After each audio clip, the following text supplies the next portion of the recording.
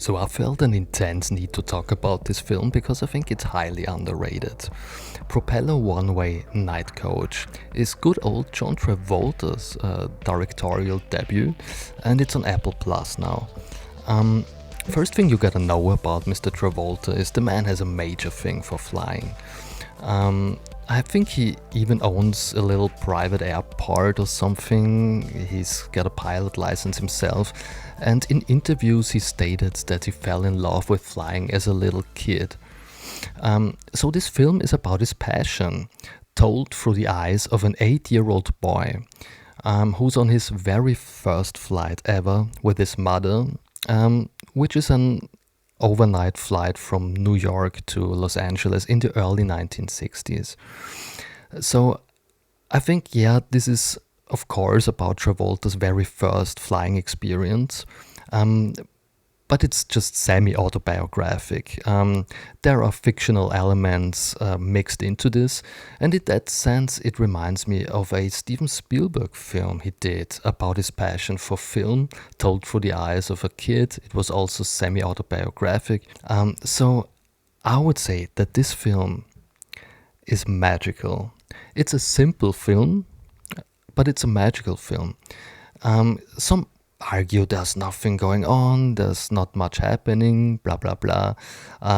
It couldn't be farther from the truth, I think, because this film manages to do one thing, and it's very hard to accomplish.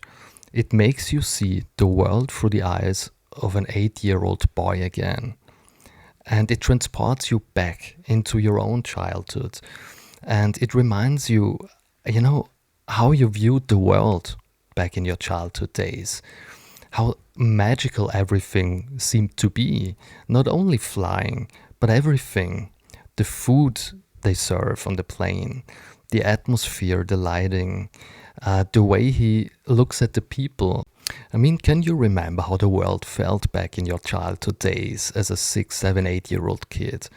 Everything was exciting and fresh and new and undiscovered and magical, for lack of a better word. And of course, when you grow up, the world around you loses a lot of that magic. So I love to be transported back into those feelings.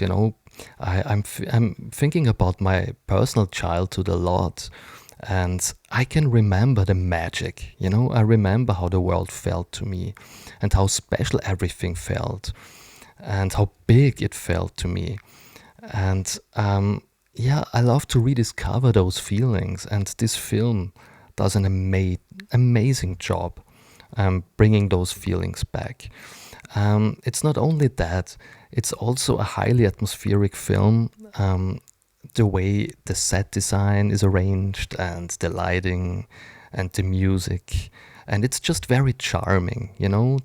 It's nighttime, and it's snowy atmosphere, and you can really imagine how it must have felt to travel by plane in the early 1960s, which was of course a very different thing to what it has become over the years. It was something special. People dressed up for flying. I guess it must have been very expensive. And everyone was smoking at the plane and having some martini drinks and whatever. It was a classy thing to do. And for that alone, the film is very atmospheric, and it's a cozy experience. I think it's the coziest movie experience I've had in years. So Travolta himself is narrating the whole thing, and the man is full of excitement and passion. You can tell, and I respect that a lot. I love passionate people. I think it keeps you young. I think it keeps you from aging a little bit, and Travolta himself got something very youthful about his appearance, I think. He somehow stayed a little boy himself, I think. I mean, even the man's voice sounds like the voice of a teenager or something. And that's so charming and so likable. So I absolutely love his narration. And his daughter Ella Blue also got a small part in the film. And I have to use the word again, magical. There's something very special and highly charismatic about this person. Travolta himself once compared her to the big classic actresses like Audrey Hepburn, and I think he's absolutely right. It's a shame she's not in more films. I think she should be way bigger of a star, because yeah, there's something very unique about her. Of course, she's gorgeous looking, and there's something about her eyes, I guess. And when the little boy is gets captivated by her presence in the film, she plays a stewardess, and the little boy, of course, thinks she's beautiful, and he wants to impress her because he develops a little thing for her. And I even remember those feelings from back in the childhood days. How you felt like, when you first saw a beautiful woman, and it wasn't sexual because you were a little too young, but you felt something.